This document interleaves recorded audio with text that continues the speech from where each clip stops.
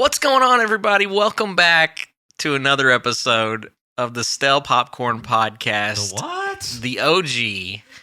It's right. Forget it. You forget it. The last time that we did a podcast episode, the world was a much different place. How long ago was that? We'll talk about that in a little bit. Yeah. I am Josh, here with Jordan. Yeah, one half of the host and crew of the show, along with the other half of the host and crew. And we are podcast recording individuals who had a podcast for a while. PRIs. Yeah. And PRIs. then we stopped Yeah. after 300 plus episodes. Yeah. Consecutive plus episodes. Yeah. And so we are now coming up on our 10-year anniversary Yeah. of when the podcast first started, right? So It it is. started in January of 2016. Yes. Star Wars The Force Awakens had just happened, and The Martian had just happened, and then we did a podcast. So Right. that's the context of how long it's been. So that movie just turned 10 years old, and then we did our first episode in your kid's old room and with one mic. I remember that. Yeah, and we kept going for the next almost 7 years. We did an episode every week. Everyone in my life, even after all these years, knows that I did a podcast once. Don't you do a podcast? Oh I my have to gosh. say, well, I used to. Is what I've been saying the past 2 or 3 years. But yes, I had somebody, no joke, within the past 2 weeks ask me about doing a podcast. And I laughed. It's like, yeah, man, I used to do one. And they were like, you should do it again. So you and I had talked about getting together, getting the band back together Right. again for a 10-year anniversary Gosh. edition of the podcast. Isn't it crazy that it's 10 years? Isn't that crazy? Like, it should be like 5-6 years ago, but it's 10 Right. years ago. 10 years ago. So this show endured movie pastimes, the end of movie pastimes, the pandemic. Like, we went through so many weird seasons of this show. We did it every week for so long. It was such an integral part of my weekly routine for so long. And yeah, Yeah. we And we stopped. Yeah. And we stopped. And definitely was sad to stop. Yeah.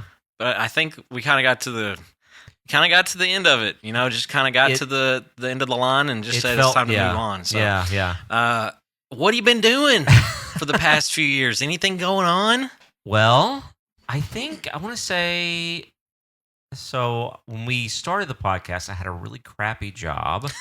I switched jobs in the course of the podcast, and I've switched jobs again. So that's happened.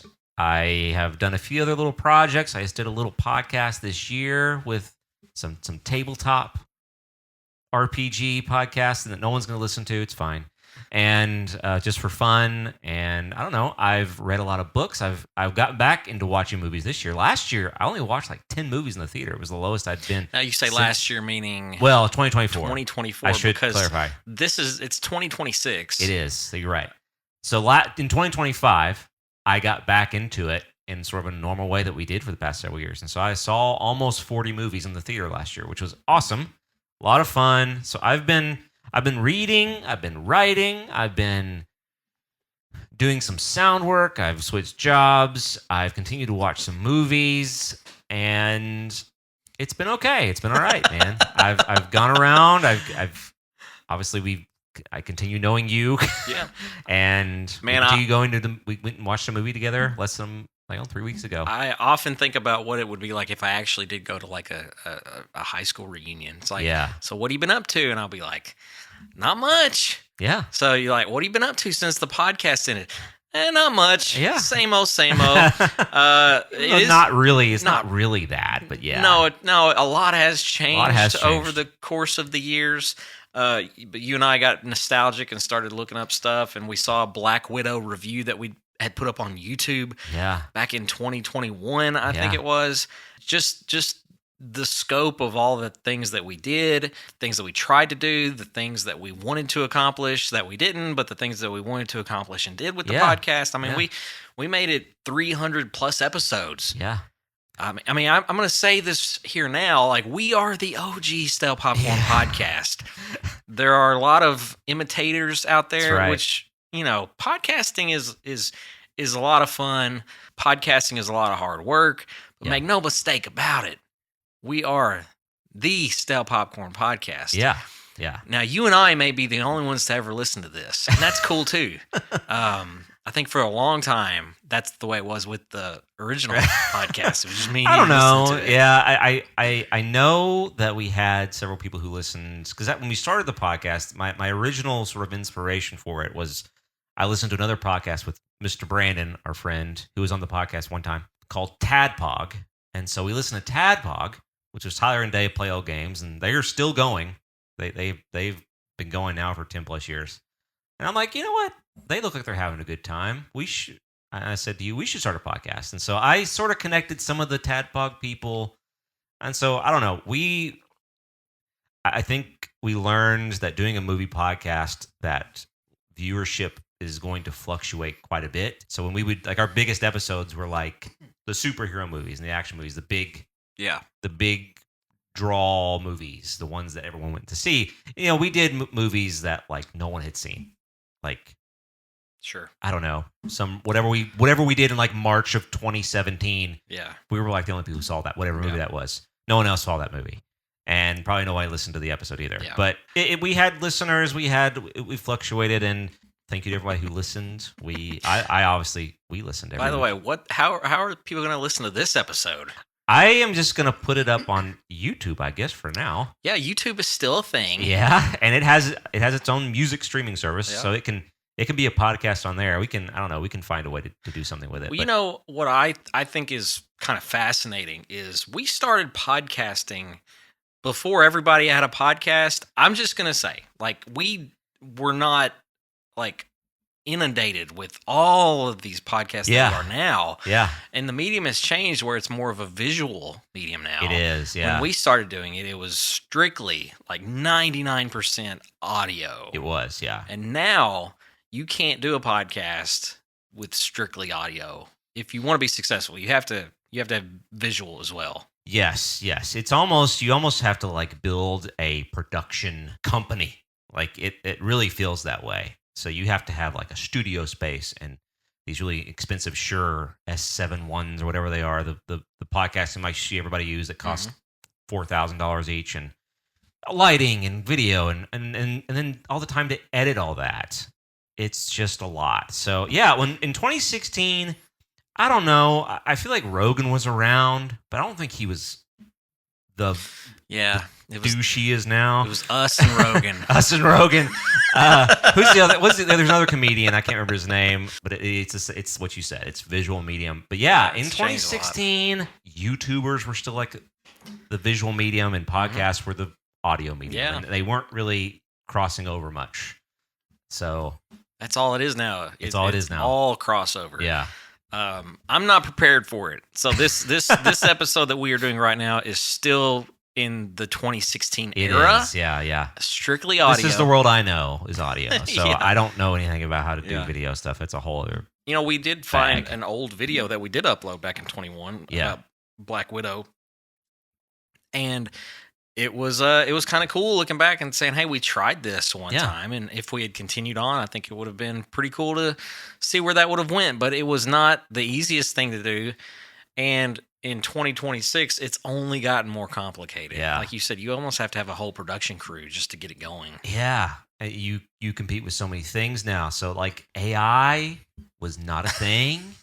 Like we live in a world of AI now. And TikTok didn't exist. Mhm. I think Vine had just like freshly gone off the air. Yeah. When we started. So the stories and all that stuff, Instagram hadn't introduced that yet. So it just I don't know. This is a 2016 podcast, and that's okay. That's okay. It's not all of it. I don't want to be in line with all of it. Yeah. Some of it's not something I want to do, but what we talked before we started recording, we talked about it on the podcast. If people remember, we did an episode like a political episode randomly at your wife's school, and then we didn't release it, and we listened back to it. I was like, man, things are so different. The issues and the world is so different than it is today. So we feel that. You feel that a lot. We pride ourselves on being a movie podcast. Yeah. And for whatever reason, we just had a decided to do mood. we were in a mood. Yeah. We just decided to go political, 100% political. Yeah. And we decided after recording, maybe this is not the best thing to release onto the platform. Yeah. It's just a weird thing that we were going through at the Yeah. time, but it is a lot different now than the way it was back then, man. It's so the world is more convoluted in some Yeah. ways. It's more difficult, but in some ways it's a little bit easier. I mean, It it's is. just, I'm getting older, my kids are getting older, responsibilities are changing, but you know what? At the core of what you and I love, movies kind of remain the same in what they are and what they're about and the stories that they tell and the stories that we love to watch and learn about and the worlds and universe building, all that stuff. That is constant. You can take a 2016 podcast, put it in 2026, talk about movies, man, and it really doesn't change. The format, the formula, what works, doesn't work. It doesn't really change. The 5-star scale is I don't know, is not affected by TikTok and AI. It man. remains. That's true. It remains forever. So And- we could talk about right now a movie that came out the week after we stopped the podcast, and we can talk about that in a relevant way, and I think that it would be a success. So we're kind of going to do that today. Just kind of go all across the board on things that we love about movies, about certain movies that we appreciate more than maybe some others, things that we don't really like about movies. We're just going to kind of go off the cuff. Sure. Now, it's not always great to go off the cuff, as we've learned. We got pretty good at it, I want to say. Yeah. But we're going to give this a shot and see how it goes. But I'm happy to see you, Jordan. It's been Me too, man. It's been a while. I haven't seen you in 5 years since the podcast Since we ended. That's Haven't right. talked That since was- right now. That was the last time Last that I saw time. you. So, man, let's just get into it. What do you love about movies? Man, I love Xenon. That's dude. Dude, stop the podcast. End it right now. Yeah. That was the first episode, That right? was the first episode. You yeah. said you liked Xenon the sequel, Xenon the sequel, Star Wars, and some What- kind of Scooby-Doo movie. something like that. Yeah. Timeless. Timeless classics. I like stories. I like experiences. I like feeling the moments of movies. I think that's something that's always been great. The larger than life stuff, I like that as well. I love the way that they get in my imagination. And I like just learning about stories anyway. I've learned so much about them since we started. That's been a big shift. I've always liked stories in different mediums, and movies have always been one of the more accessible ones. So, I mean, I like to read. Reading a book takes a bit. We both play games, but games also take a bit. So, you can get 2 hours and get a good movie in, or 3 hours sometimes. And there's nothing like it. We did the podcast in a really cool time. So things like the MCU were really starting to pick up. We went through the whole leading up to Endgame arc and things like that, and I loved that. It's one of the coolest things I have ever followed creatively is the MCU's rise to Endgame. And we did some Star Wars stuff. It was a cool time for Star Wars, the newest trilogy. We went through that. So I like those moments. I like the imagination of it. I like good writing too. So it just all comes together. You get all of it, man. You get all of it. And your favorite movies, same thing for like favorite TV shows, are very special to you. Like Once, we've talked about Once before. Once is my favorite movie. Very special to me. It will always be my favorite movie. The world has just finished with Stranger Things, which you were talking about earlier. So Everyone's, it started when the podcast started. yeah. Isn't that crazy? And now it's over. Now it's over. Just ended. They're all grown up now. Yeah. But yeah, so that's, I don't know. It's the creativity, it's the story, it's getting into the imagination of it in the moments. Yeah, I It's think great. that you talk about the MCU, we saw the rise of it. We Yeah. kind of experienced the fall of it to some degree, Yeah. and now we're trying to see if they can ascend once again. They're going back to the formula that brought them success Yes. with Doomsday coming out. Of course, they're bringing back Robert Downey Jr. Apparently, they're bringing back Captain America, yeah. Chris Evans, bringing back Thor, Chris Hemsworth, and so we're now kind of in this. It feels like we never ended. So it seems like the MCU is going back to what made them successful, because we've experienced over the past few years what has made them not so successful. A lot of their films have just not landed with the audience. They've been really forgettable. Someone mentioned the Marvels the other day. I'm like, man, I watched that movie. I watched that movie in theaters, and I remember nothing about it. So Yeah. they've had that issue. They've been pretty aimless for a little bit. They have been. They've been wandering around trying to figure out what works, and I think what the people love is the universe building and the connection between the stories and the films, and that's why they're bringing back these characters that had a finale. That these characters had a finality to them, like Chris Evans and Captain America in Endgame. Like his story finished, and we're like, we're done. We're not going to see him anymore, and that was an emotional experience for so many people, myself included. But you know what? I mean, the proof is in the box office, really. I mean, the proof is in the money that these films are or are not bringing in. So what are they doing? They're bringing back these characters. I mean, they're bringing Robert Downey Jr. back As another character. And guess what? I think most people are okay with that. I'm perfectly fine with it. Yeah, I'm perfectly fine with it. I mean, anybody that criticizes it, okay, you're fair to do that. That's fine. However, this film is going to make a lot of money. Can't really argue with that. Yeah. It actually, I think it comes out in November or December of this year, 2026. yeah. We also get a new Spider-Man movie this year. We do. So that's going to be interesting to see how all of that kind of connects. We all want the connected universe. So, let's talk about some of the MCU films that haven't worked out so well, which is really most of them since Endgame came out. Yeah. There's been a few that have been great. I think the best one for me was Guardians 3. Well, let's talk about Phase 5. It began with Ant-Man and the Wasp: Quantumania, right? So they were trying to introduce this new character, but off the film stuff happened, and that really messed everything up. Yeah. Kang Dynasty is supposed to come out in May of 25. I mean, there's an old timeline that showed it in May of 25, so that was just completely scrapped. That whole plan of Kang, which was such a shame because he was great, but you understand. It concluded with Thunderbolts, which is this is where I love the podcast, where you and I have such wide-ranging opinions on a film. I really enjoyed it. It came out into I want to say the top 5 of my list for the year. It came near the bottom of your list. Yes. I liked it. I thought it was kind of a good mashup of characters, kind of a Guardians of the Galaxy type of mashup. You didn't see it that way. No. You're not the only one. It didn't make a lot of money at the box office. Yeah. So again, it's just kind of a theme for the MCU, is just kind of this getting by. We're just kind of making it. It's not making the money that it thought they would, and so we're kind of just stuck in this middle ground. Yeah, it feels like they've not replenished the star power in this new phase. It's been a big issue in these new movies. I just don't feel like they're bringing in.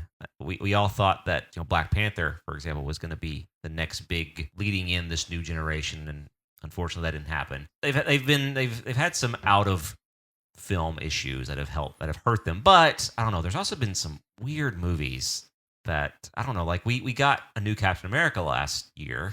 Right. And it was Brave New World. Brave New World. And it was very, I don't know, again, just very forgettable. The Marvel was very forgettable. Nothing that wowed us like the old movies. Even the older, in like Phase 1 or 2, the movies I'm not a huge fan of, like the first Captain America. I still think those really helped build up a character and just, like propel the future. But I don't know. These new ones just don't do that. They don't serialize as well.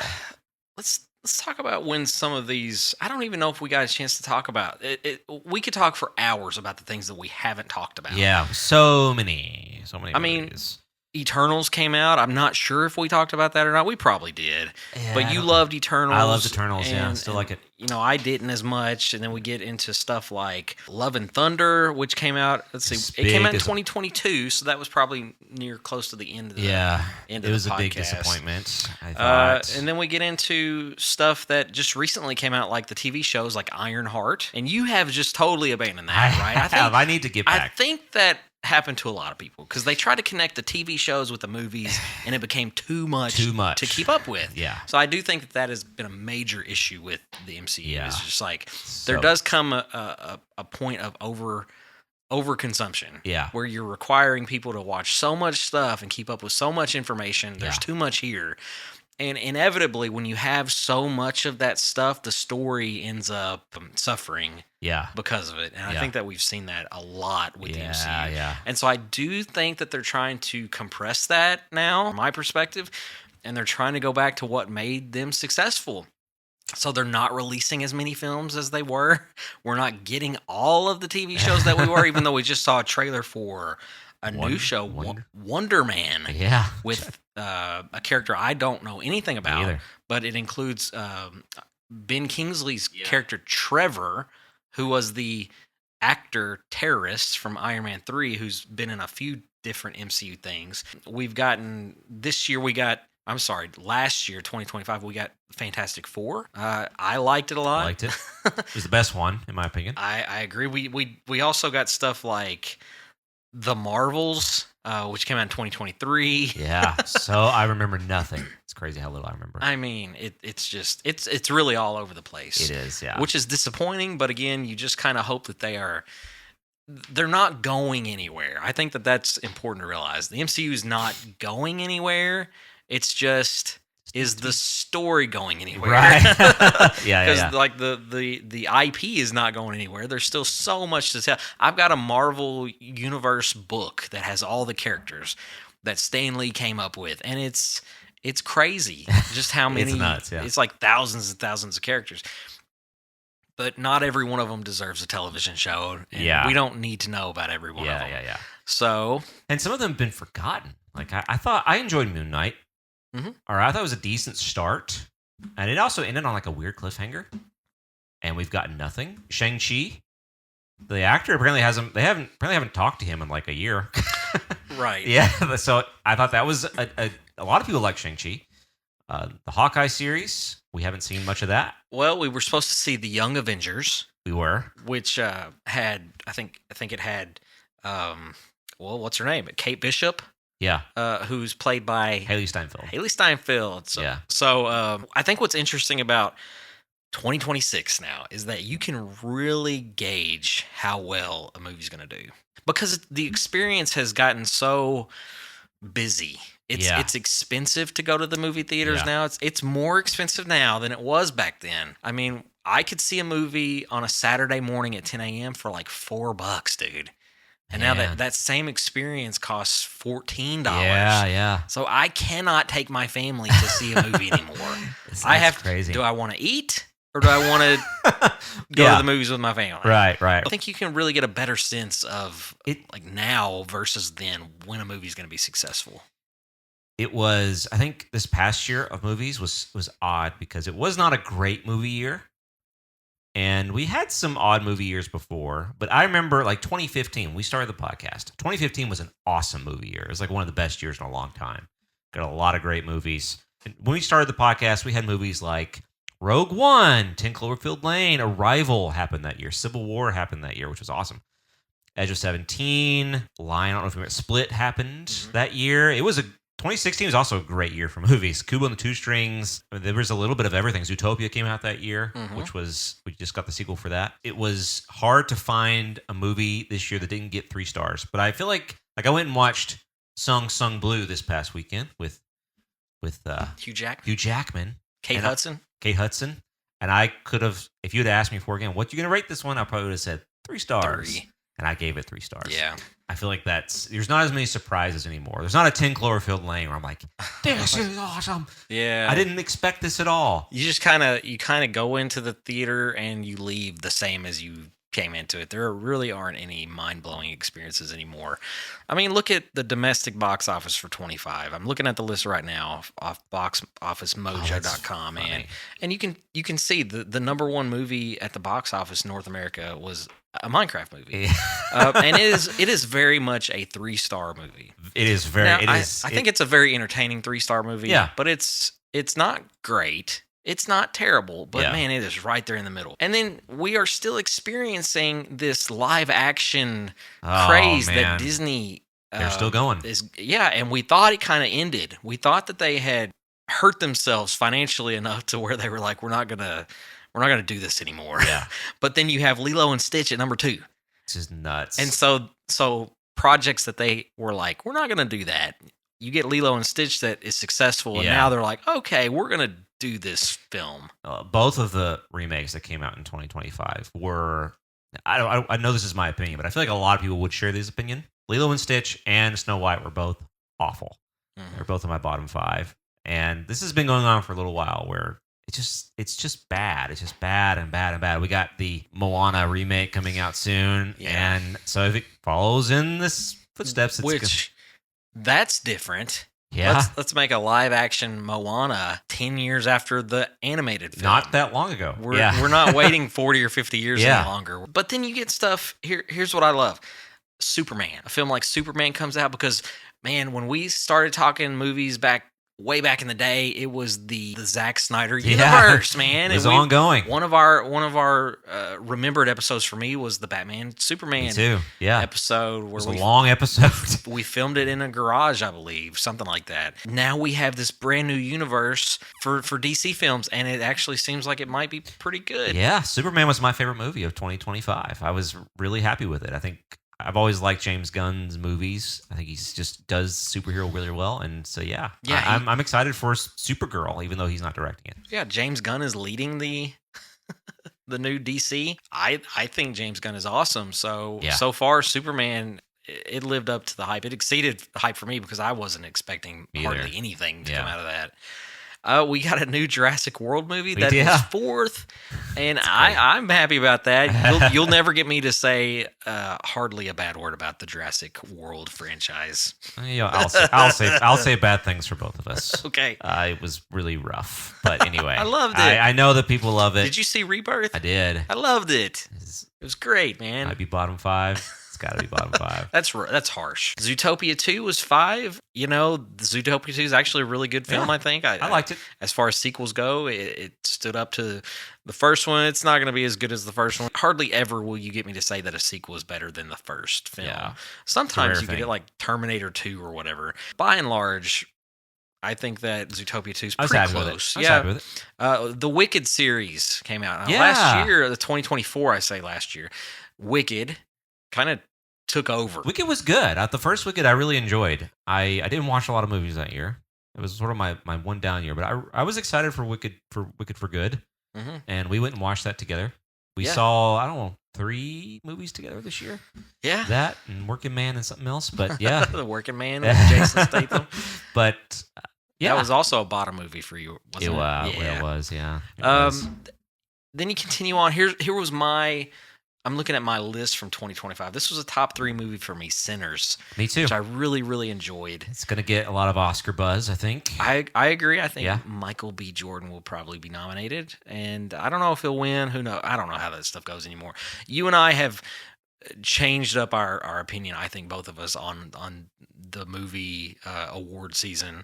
We have. It's no longer as important for either of us. Yeah, I haven't watched it since I came over here and we watched The Slap together. I don't know if The Slap was ongoing when we were podcasting. I think I kind of want to blame The Slap. You know what? For the podcast. That's fair. I think just go ahead and blame Will Smith. Yeah, you suck, Will Smith. Any chance of us ever being successful in interviewing somebody? Okay. You suck, Will Smith. You suck, Will Smith. He hasn't really recovered since The Slap. He really hasn't. Neither have we. Yeah. Neither have we. Then you get other live action films like How to Train Your Dragon, which was really good. People say that, I think my parents really liked it. Oh, well, my parents went and watched it apparently, so they liked it. That's cool. That's cool. We got the final Mission Impossible film, which actually turned out to be my number 1 film of the year. Oh, nice. I loved it. It's like you're in the 15 range. I liked it. But that was 2025, and then if you go back to 2024, we got stuff like Dune. Yeah. 2. I love Dune Part 2. I love Dune Part 2. Yeah. Can't wait for the 3rd one. Me either. We also had stuff like Furiosa, Kingdom of Planet of the Apes. We got the Deadpool and Wolverine film. Yeah. What'd you think about that one? Man, I don't think I was big on it. It was very much a comedy. Like, it wasn't really an MCU movie, but I don't know. I had fun with it. I remember liking it a lot. I don't know. I didn't see a lot of movies, so I don't know exactly what did I rank it? How many did you see in 24? I saw like 11, which is crazy. That's how you knew things were going bad. I gave it 3 stars. things were not good. Yeah, things were not great. My number one movie of 2024 was actually Nosferatu, but Okay. Dune was second. But yeah, Furiosa made no money. Right. Planet of the Apes was actually really good. I'm really excited for that continued series. But yeah, Furiosa made nothing. That series has got to be over with because it just Right. lost so much money, which is such a shame. It was a really good movie. I think Really that good. was the one Chris Hemsworth was in and just kind of transformed himself, and you realize, oh, this guy he's got some acting chops. He's got a lot of range here. Yeah. So, okay, we've talked about some of the films over the past couple years. Let's talk about kind of what we're looking forward to over the next year or so. Obviously, we've talked about the MCU, but are there any other movies coming out that you are excited for? Is there anything on the horizon that just gets you ready to go to the movies? I mean, for me, it's gonna be predictable. We talked about Avengers Doomsday. Yes. We talked about Dune Part 3. Spider-Man has a new one coming out. But then we get stuff like Toy Story 5, which is never, not anything that I And Shrek ever would 5. have thought yeah, about. Me either. Toy Story 4 ended, and a lot of people said that one didn't need to be made. And now we're getting Toy Story 5 this summer. You'll never get me to say a bad word about Toy Story. It's one of my favorite franchises of all time. The first one is one of my top 5 movies ever because of when I saw it, which I was a kid when I saw it, and it just stuck with me forever. And a lot of people feel that way. A lot of people went into film because of a movie like that. You also I saw a trailer recently for The Mandalorian and Grogu. So it's no longer a television show anymore. It's a full-blown live-action movie. Have you seen the trailer for that one? I have. It's pretty good. Man, I'm excited for it. Yeah, I'm excited for it. Mandalorian has been one of the best things in Star Wars since we started the podcast. I would say it's been one of the best things we've done. It and Rogue One have been. I like Ahsoka too, but I think they're ready for a movie. I don't know. The movie will take it to new heights, and they've already had some of the best moments in Star Wars ever. So I'm definitely. It's one of my most anticipated. So back in the pandemic era, you remember movies were coming out on HBO Max. Yeah. Dune came out on HBO Max, but another one came out that really I thought was. I tried to find ways to like it, but I just could never figure it out. I couldn't find an area that I enjoyed except for the beginning part of the movie, and that's for Mortal Kombat. Yeah, You remember Mortal Kombat? Yeah. Now it was never gonna the same way. It was never gonna be like a great storytelling film. Right. I mean, it's just not gonna be that kind of movie. But I just still prefer a story-driven experience, and I thought we were gonna get it at the beginning, and then it kind of went away and did Mortal Kombat stuff. If you like gore and you like all that stuff that is established within the Mortal Kombat universe, you probably enjoyed it. So we actually get Mortal Kombat 2, so the follow-up to the 2021 adaptation. We're going to see some more characters within the Mortal Kombat universe, like Johnny Cage. He was the main focus of the new trailer. Yeah. Which is cool. They created a new character for that movie, I believe, and we really did not like that. It was sort of, I guess it was the lead. I can't even remember what his name was, but very vanilla, I was the same, very basic. Very basic, yeah. We got Street Fighter movie also coming out have this Street year. Fighter. So we have. I'm okay with the video game adaptation. They're not very good. They've been more common. So we're also getting like the Mario Galaxy movie this year. Yeah. So I liked the first Mario movie, and we've seen things like The Last of Us, which we did not like the second season, or I didn't, but as much. But the first season was great. We have Fallout, which right now is ongoing, which has been really good. So I would say that the quality of video game stuff has been increasing over the past few years, which has been awesome. Well, we also got the Halo series, Yeah. which was awful. It's really bad. What they did was they unmasked Master Chief within the first few episodes. There was like sexual scenes in the show, and people were like, "What are you doing?" Like, you have to remain faithful. So I say stuff about Mortal Kombat. I would have preferred a story-driven experience, but at the same time, you also want to remain faithful to the source material. Right. So if you like the source material and it translates into the film, I can understand why you would like that type of movie. I can also see the other aspect of it where it's like, oh, we're creating a brand new character that's very basic, very vanilla, not as memorable as any of the other characters in our universe. That's what hurts the movie for me. Me too. So we also get The Martian. You talked about The Martian. That was one of the first films we talked about on the podcast. Yeah, it's one of my favorites. Maybe now like episode 2. I love the movie. I love the I have the audiobook. You have the book. You've read the book. Mm-hmm. So we get a follow-up for Andy Weir's novel, Project Hail Mary. Yeah. Have you read that one yet? No, I want to. I will say I hate the trailer. Gosh, I hate the trailer. Man, it gives so much away. But I am very excited for that reason. Gosh, it's like if the trailer comes up in your theater, just don't look at it. Yeah. But yes, I'm excited for Project Hail Mary. The Martian is. I have a list on my Letterboxd. Letterboxd is also a thing now that we didn't have when we started. It's on my top 25 all-time favorite movies. It's there. A lot of the movies on that list are podcast movies also. So I'm excited for it. Yeah, me too. Ryan Gosling is very good at what he does. And so I'm happy about him being in the film. It's about an astronaut on a mission to save Earth. So I have the audiobook, and I got to say, I don't love the audiobook format for this particular book. It just doesn't translate well for me. So I hope that the movie shows me something different than the audiobook was able to show me, like, auditorially. The book's been on a lot of people's, I've seen, a lot of their, like, best books of the year. So I feel like the book is on its own without the audiobook is probably pretty good. We get another Christopher Nolan movie. We do. So this is the most excited I've been for a Nolan movie in a long time. Really? Just because it's the Odyssey. Okay. I like that he's not doing something historical. Yeah. I've been a little down on all of his. People liked Oppenheimer, and I liked it, but I enjoyed it. I didn't love it. I haven't loved a Nolan movie in so long. It feels like it's been since Interstellar, maybe. It's the last Nolan movie I really liked. So I feel like this movie is more up my alley. I like the Greek storytelling, the bringing it to life, and I like the cast looks crazy good. We caught a lot of flack from our 3 listeners back in the day, man, for not liking Dunkirk. Yeah. I mean, we really, of course, at that time we were on, it was Twitter at the time, and we were tweeting a lot of opinions. Man, yeah. I miss that stuff, but everybody really universally, except for a few people, loves Dunkirk, and I still don't like it. I don't like Dunkirk, and I don't like Tenet.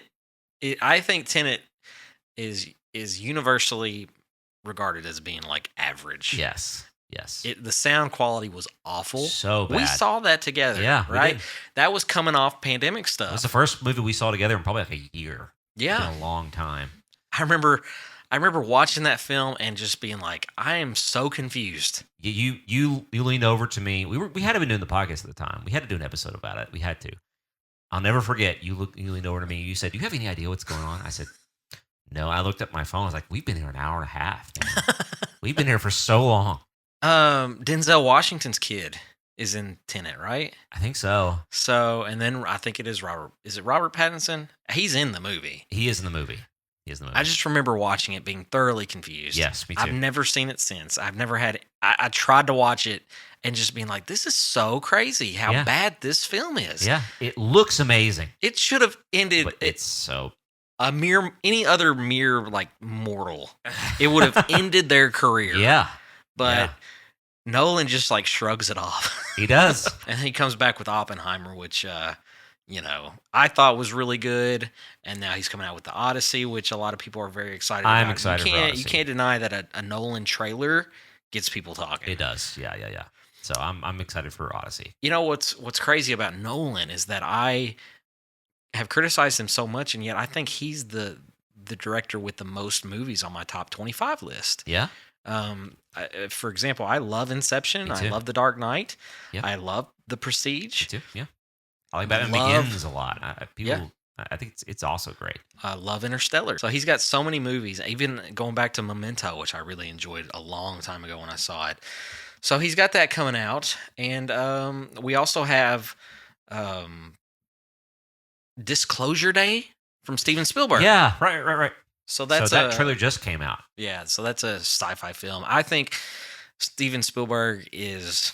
I mean, he is for me on the Mount Rushmore of directors. Oh, yeah, for He's sure. to me. It's like if there was one guy you start you start with, it's Spielberg. He's got it. He's an all timer. Everything he does for me is great. So I can't wait to check that out. The trailer was a bit confusing to me.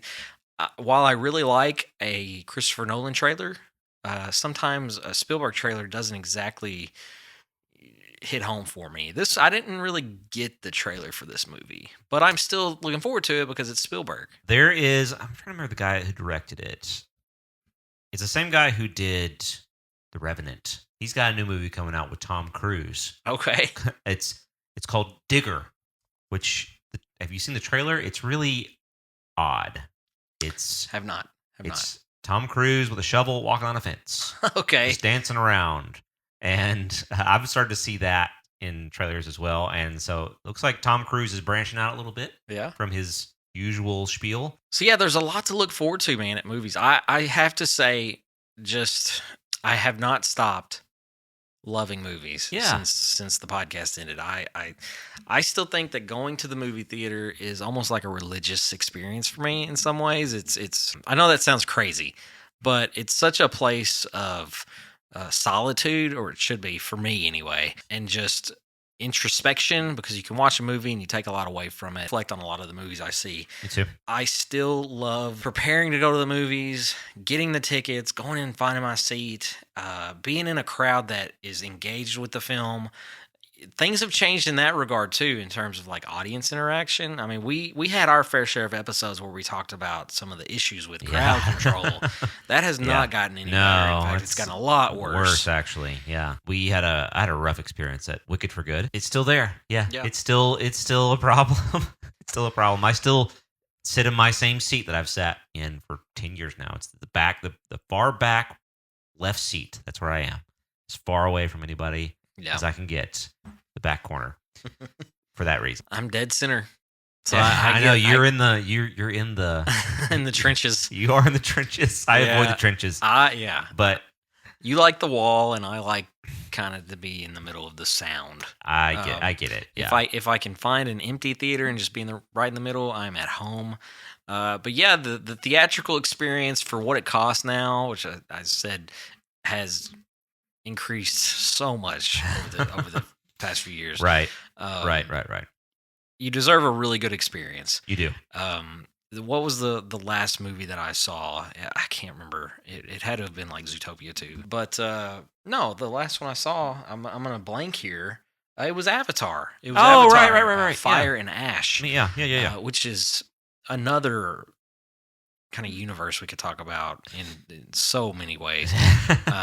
James Cameron, it's the third film from him directing the Avatar franchise, and it's a long movie. And there were, to me, there are just certain rules that you need to follow for the theatrical experience to be pleasant for everybody. If I'm spending $15 on a ticket, man, I expect to have a really good experience. And if I don't, I'm a little peeved off. So I don't think you need to bring a kid to a 3.5 hour movie. Yeah, of course. But I have to say that for the most part, that experience was okay. But there've been plenty of times where you'll see people on their phone, just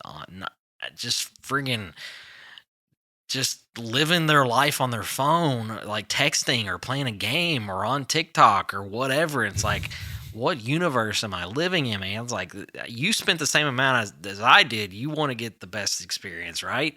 I saw Back to the Future recently in theaters, and you would think that a classic movie like that you would just be enamored with it, even if you've seen it. I had never seen it on the big screen before, so it was a really cool experience for me to be able to do that. But there were 3 people next to me, and they're on their phone. It's like, what are you doing, man?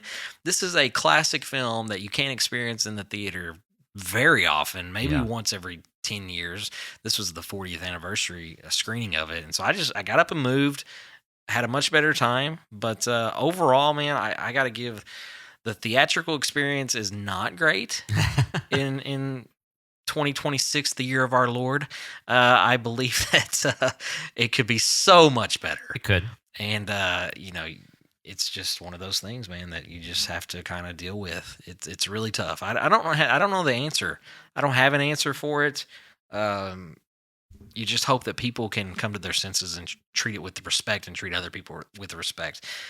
But that's, it's tough. When we started the podcast, we talked about that a lot. We also talked about the weather in Kentucky Every a time, lot, every it's like the episode. weather. So I don't know. Maybe it's like Kentucky weather. It's just gonna be there, whether we want it to be there or not. Yeah, we talked about the weather a lot on the podcast. I feel like that was our go-to when we didn't have anything else to talk about. Yeah. Like, how's the weather in Kentucky? Like anybody cares. It's bad. Yeah. By It's the way, still bad. By the way, the weather is really bad. Yeah, it's really bad. By the way, the weather has gotten really weird Yeah. in Kentucky. We have tornadoes followed by snowstorms. Last year we had hail damage. It destroyed our I vehicle. remember that. Just Yeah. crazy stuff. Yeah, man. yeah, So, yeah. weather. What's the best weather film you've ever seen? Oh gosh. Well, we had Twisters 2 come out last year. I didn't see Twisters. that. So Twisters came out. I really liked it. Who's the actor that has come up into the ranks the past few years? Like the guy that was in Twisters. What's his name? Oh yeah, he was in like The Running Man too. He was in? What's his name? He was also in Maverick. Right. What's his name? What's his name? I don't remember what his name is. I don't know. But yeah, Glenn Powell. yes. So yes. he was in. He was. Did we ever talk about Top Gun Maverick? Because it was very good. We didn't. No, it Oh was my after. gosh. It was very good. See, that's a movie that, like, Tom Cruise saved cinema, according to Tom Cruise. Yeah. Thank you, Tom Cruise. But it was really good. Yeah, I don't know. Glenn Powell's been around for a while. Like he was John Glenn in Hidden Figures. Yeah. He was very good in that movie. It's one of my favorite movies of that year. And so I don't know. It's cool that he's getting some lead time. He was in The Dark Knight Rises, a very short, barely any time. Really? Yeah, he's Okay. he's like a desk man at the beginning of the film.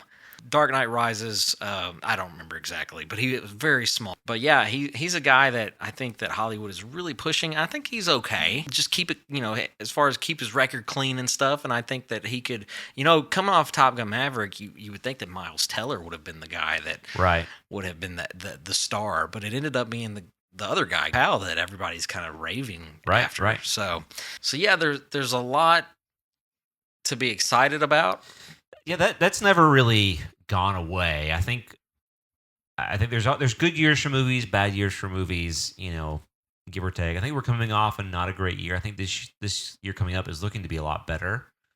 So I'm excited about that. I think we had I think 2021 was kind of a rough year for movies, if I recall. Mm-hmm. So and we've had some better years afterwards. So you said you saw how many movies last year? I saw 36 movies. So you are still subscribed, right, to your theater's subscription service, I am, right? Yeah, Which is I am Regal Crown Plus member. How much does it cost a month? $22. See, that's not bad in the year Yeah. 2026. It started at $20 and now it's gone up. It's been $2. I mean, that's not terrible. I mean, it still pays for itself with 2 movies. That's still the reality. If that ever stops being the reality, that'll be tough. Although there was months in 25 where I saw 4 movies in a month. Yeah. 5 movies in a month. So I don't know. I definitely got my money's worth those months. We talk about this so much on the episodes. It feels like just yesterday when we were talking on a podcast. But MoviePass was always a big thing. That's the thing that drove the podcast. So thank you, MoviePass. It was such a awesome. Because even non-movie people at the time were going to the movies a lot. Yeah, it was actually a really good time to have a movie podcast because I'd talk to some dude who I never talked with movies to them. He's like, "You got MoviePass?" I'm like, "Yeah." I said, "Man, I got it. We're going all the time now. $10 a month. $10 a month to see as many as you want." I was like, "Yeah, it's awesome. It's awesome." That was such a cool time. Like it was such a it's like one of the biggest events in film. Maybe I don't know how long it's been since something like that has shaken up the formula. Yeah. Since streaming, it was that big of a deal. It's never gonna last. Never gonna last. MoviePass is still around, just not in anywhere near that format. Yeah. I subscribed to MoviePass a couple years ago, and as is typical with that type of service, it changed over time. So what you were Yes. used to at the beginning slowly started to shift into a direction that was no longer financially feasible for me. Like you talk about your subscription service, if you see a couple movies a month, it's kind of paying for itself. Now, MoviePass is making it to where it's hard to even see one movie and you're breaking even as a consumer, and that's Yeah. obviously not the type of formula that allows you to stay with the service. Man, I was paying. I think I started off paying it was $20 a month, but they took credits, right? So they say you get 70 credits a month on a movie. And when it first came out with this new format, dude, it was like it was in the beginning. It was like 8 credits a movie. This is awesome. But I'm just waiting for it all. Waiting for it to crash and burn. And sure enough, that's what happens because eventually the movies go up to 32 credits. Right, or, right. Or they start blacking out certain movies. You yeah, can't see them. Yeah. You can't see movies on release day anymore, and it Right. just becomes a hassle. So I actually subscribe to Fandango. They have what's called Fan Club, and it's $10 a month. And basically, what it gives you is a $10 credit to see whatever movie. The perks of it are that you no longer have to pay subscription fees. You no longer have to pay the convenience fees Yeah. for movies when you buy online, which saves me quite a bit of money. Sure. So that's what I do. So it's $10 a month. You get a $10 voucher. So you're kind of breaking even, and the benefits are the Well, convenience. that fees. is what MoviePass did. So MoviePass, the thing that it did was it introduced the subscription service for movies, which I genuinely think is a great thing. Yeah. I love that it's there because for so long, like I don't know. When we started the podcast, I was spending money every time to Yeah. go to watch a movie, and now I don't know. I still do, obviously, Yeah. but they changed the game with the MoviePass. We were at someone's house in their basement recording, Sure. and I was thinking through how much money MoviePass had covered for you and me collectively, and it was a lot of money. Yeah. Because I don't know, we only paid $10, and so if we saw more, that's just money they were covering for us. Yeah. So hundreds of dollars that we just put on MoviePass's tab. I mean, But that formula was always going to fail because Yeah. they originally did it to try to. They compared it to having a gym membership. Yeah, right? yeah. It was the type of membership that you pay for but don't use. But Right. But movies and the gym are not the same. people used it, man. It was. I Absolutely. remember there was a time I can't remember what movie we watched. It was a pretty big movie, maybe a Marvel movie or something. Mhm. But we were in line, and every person got those movie cards, swiping, and I did too. It was a fun time. It was man. so fun. There was an energy around it because you could see movies that you normally wouldn't see. I remember specifically seeing The Greatest Showman. My wife had Movie Pass. People that you were like, why would you have Movie Pass? And they're like, well, why not? Why not have It's Movie $10. Pass? It's $10. See as much as you want. Who cares? It's $10. and that was the thing that really messed Movie Pass up. Now they are still around. Yeah. They're just not in any capacity what it Well, was. They died to give me Regal Crown, so That's true. So thank you, MoviePass. I have an old phone that I had and it still has my MoviePass app, Yeah. the OG MoviePass app. It doesn't like the font doesn't fit anymore. It's like MoviePass. So it doesn't work. If I open it, nothing would happen. Yeah. But just like I can't delete it, man. It's mean, still there. It was what I used. Yeah, AMC A List came around because of that. I It did. actually subscribed to that for a while. Again, when things were much cheaper, when I could Yes. actually drive an hour to the movie You and used then to do that drive a an hour lot. back. Yeah, And yeah. it actually made financial sense in that time. Now, dude, there's no Yeah, way you no could way. ever exist in that type of world. Things have just changed so much Yeah. since we stopped doing the podcast. But one of the things that we talked a lot about was my local theater, Malco. I don't remember. I think that the new theater was around. I'm pretty sure it was around. Well, we watched Tenet there. Oh, okay, so we sure. still had been doing the podcast then. I want to say, yeah. it was 2020. So yeah, it had opened right before And I the COVID. had so many things to say about Malco through the years, and I always wanted to like collaborate with him, but I understood that I probably wasn't going to get that chance because of all the bad things I said about him. They haven't changed a whole lot. Yeah, It's still kind of a mess. Yeah, The theater is a really good experience. I think that Malco has a really good theater. they do.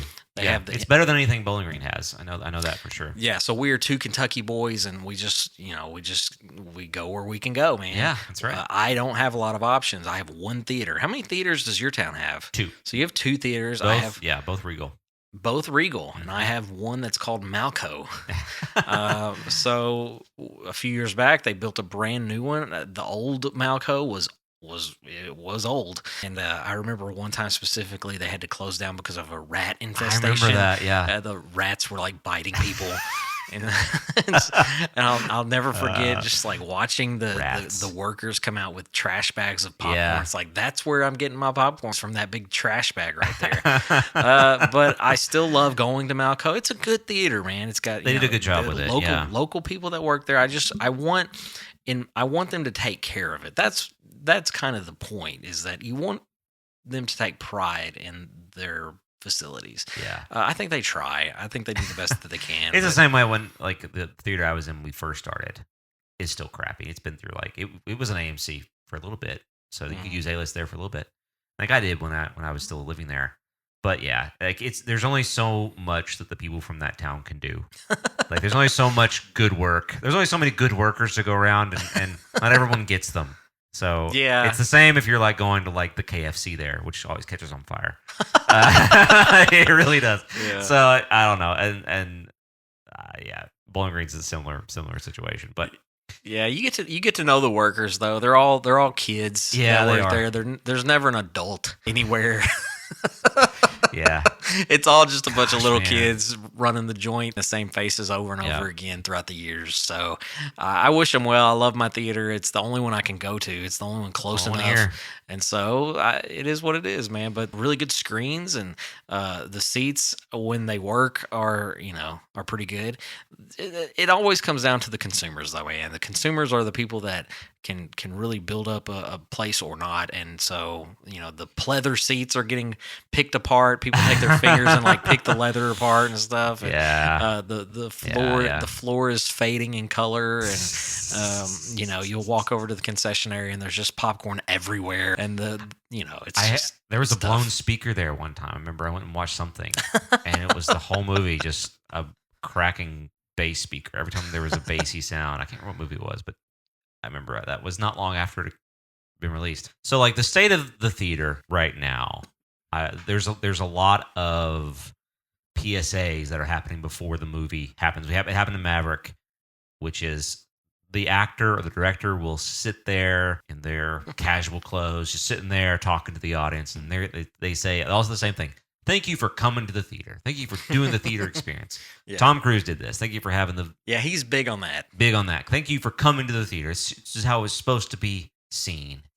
Martin Scorsese's big about that too. Mhm. How it's meant to be seen. So streaming is it's kind of in a bad spot. We've hit a threshold in Mhm. streaming, I think, because back in the day, I don't know, this was before the podcast, when Netflix came out, Yeah. I paid $7 a month for it, Yeah. and The Office was on there. Like, this was back, and it was awesome. It was like, yeah, it's $8 a month. I can afford it. I wasn't doing much. Streaming has become too expensive, so nowadays I just do one at a time. Yeah. Because that's about what I want to do. I can't watch all this stuff. Like I can't watch all of these shows. Oh my gosh, man, it's so much. And It's so many different platforms. It's Yeah. 5 different platforms. yeah, You could feasibly do that a few years back. You could have 4 or 5 different platforms, I because feel like I did. they were inexpensive. You could get on a trial, or you could wait for like Black Friday and sign up for stuff. There were hardly any Black Friday deals to go around this year, and now you have all the movies that are pushed out to different platforms. It's hard to keep up with what movie goes where. There's HBO Max, there's Netflix, there's Peacock, there's Paramount Plus, there's just so many different options available, and it's expensive. They all cost a lot now. So because of that, what do you think is like the next thing? Like because I don't know, Netflix sort of changed the game. Like, okay, this is super cheap. Disney Plus was also like $8 whenever it came out. Dude, But now that's no longer the case. So nope. eventually, what's going to happen is the same thing that sort of happened to cable. I think people are just going to stop paying for this stuff. Yeah. Because there was a time when when cable was still sort of trying to hang on, all these shows were dying. So what do you think? Like, what do you think the people want? As far as like, I think people don't want to spend a lot of money.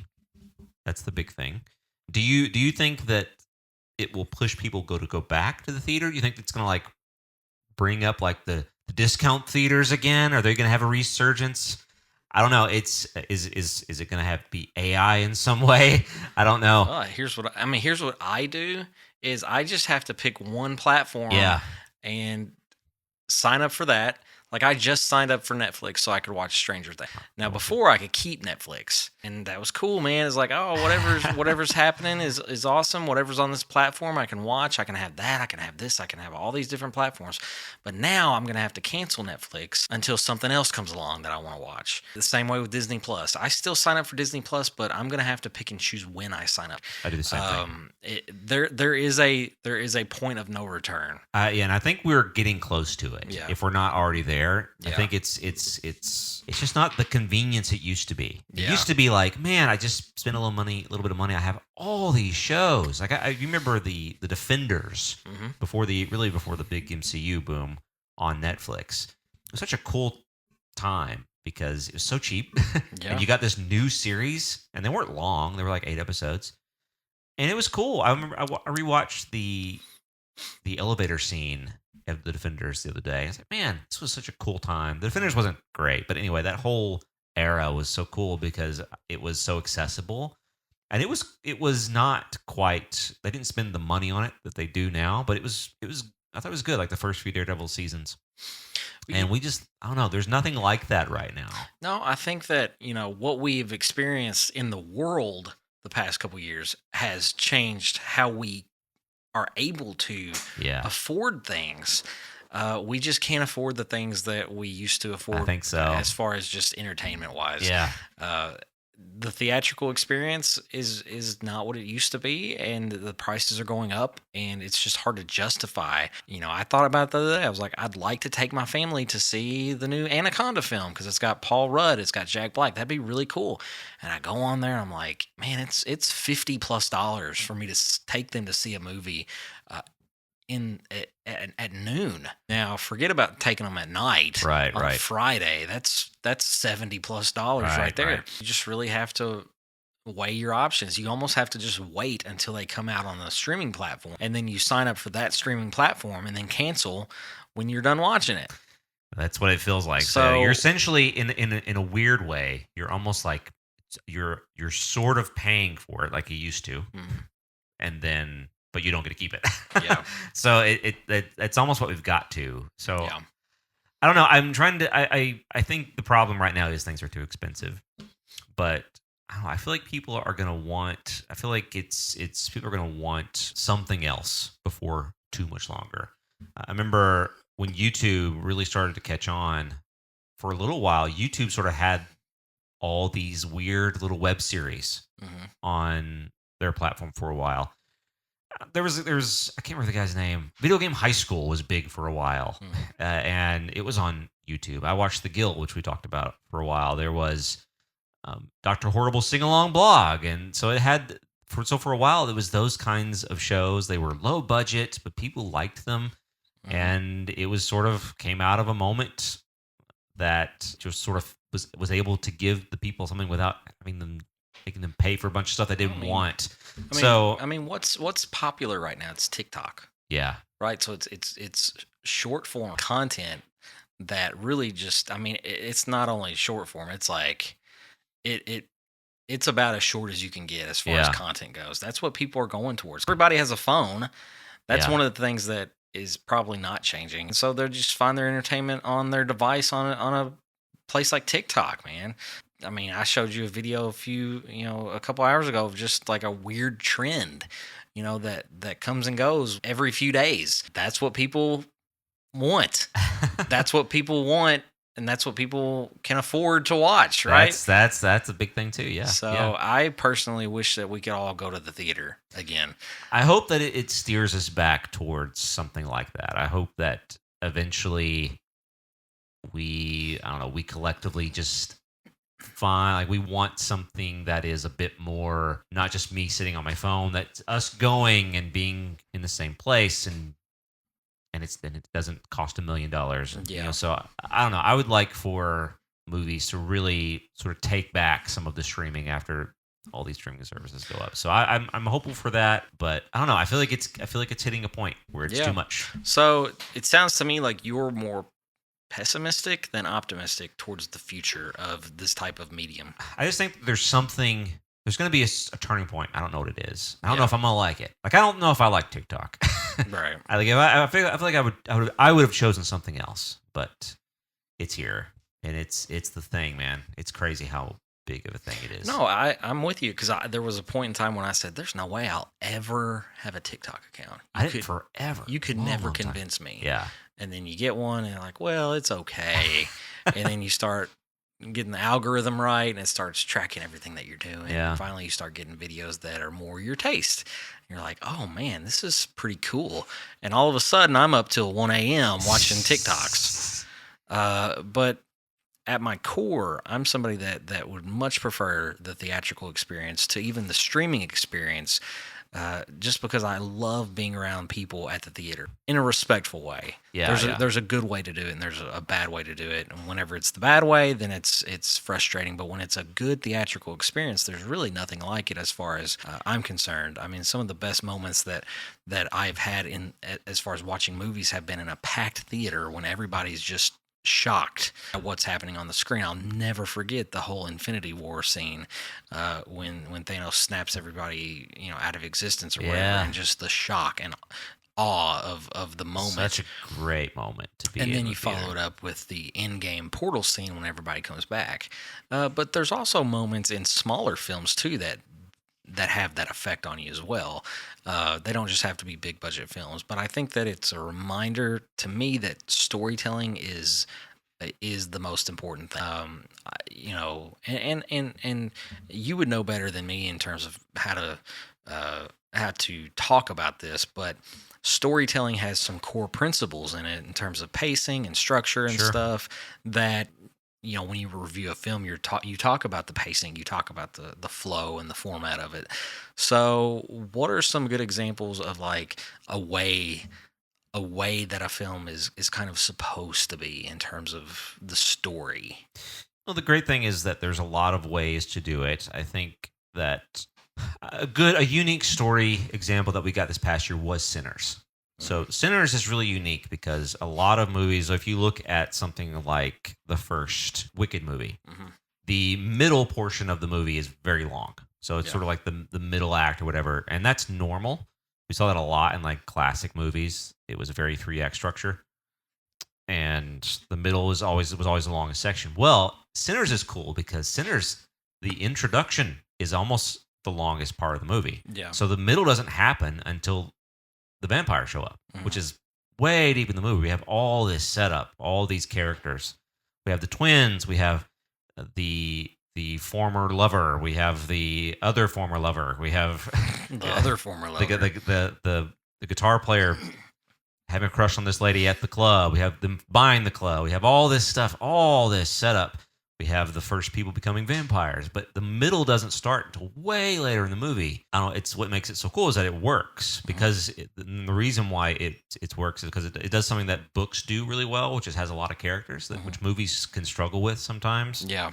And Which makes sense. yeah, it does Because you got 2 hours with a movie, Right. And you've got infinite amount of time with a book. Well, yeah, because he recognized that he needed all this extra time. Mhm. He did a really good job of making it unique and making each moment sort of move into the other one really well.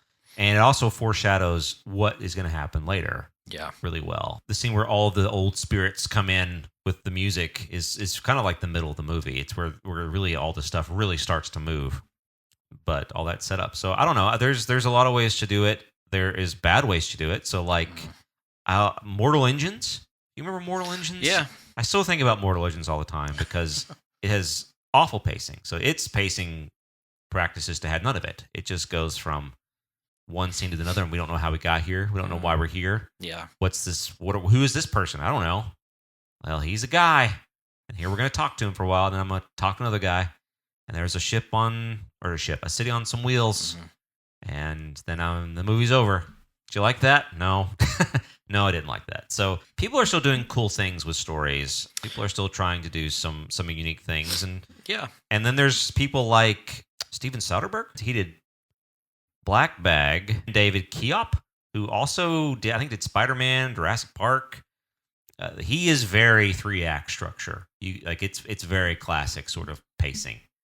He has a very defined beginning that tends to be shorter, longer middle, and sort of a big end. But that still works too. Yeah. It's still fine. I really liked Black Bag. I really liked Presence. Presence was a unique storytelling medium. So there's good and bad ways to do it. I think that for me, a film like The Long Walk came out. Did you enjoy that one? I did. Did you enjoy that? So I like The Long Walk. I think that it's a film that kind of encapsulates everything that I enjoy about film in terms of character structure, pacing, having the proper villains, protagonists, antagonists, all that stuff.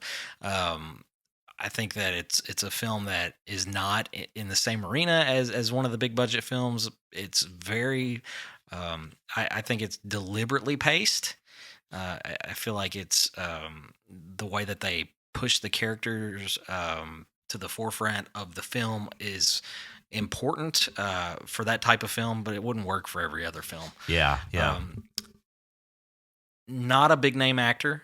I mean, Mark Hamill is in it. Yes. But by and large, it's people that are not well known. Philip Seymour Hoffman's son plays the lead in it, but most people don't know that. And I think that a film like The Long Walk is proof that you can make a film that's just really good with people that are not, A-listers. Just give me the good story, but do it in a way that makes sense. That film could have been a disaster. Yeah, you could. It hinges so much on you. The progress of the story is in the dialogue between those characters. It has flashbacks too, but it can't over rely on the flashbacks. Like if it could have very easily been really boring.